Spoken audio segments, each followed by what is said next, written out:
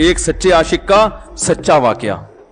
तो सच्चे आशिक तो आजकल मार्केट में होलसेल के हिसाब से हैं, जो अपने आप को सच्चा, वो सारे इस पे सर्च करेंगे यार देखें क्या हुआ। सेम हमारे साथ भी ये हो रहा है कि नहीं हो रहा। तो वो मुझे कहने लगा कि मुझे किसी लड़की से इश्क हो गया है, फोन आया मेरे पास, इश्क हो गया है तो मैं क्या करूं, मैं बड़ा परेशान हूं। मैंने कहा भाई अगर हो गया है, कोई अच्छी है, अच्छे घराने की है, तो आप वालिदैन से बात कर लो, निकाह कर लो। लन तरा लिल मुतहाब्बैनि मिसलन निकाह, हदीस में आता है दो मोहब्बत करने वालों में निकाह से बेहतर कोई चीज नहीं है। तो हम तो नहीं कहते कि इस इश्क को खत्म करो, आप शादी कर लो भाई, निकाह कर लो भाई, हराम हलाल में तब्दील हो जाएगा। कहने लगा कि यार वो मुफ्ती साहब मसला ये है कि उसके अब्बा नहीं मान रहे।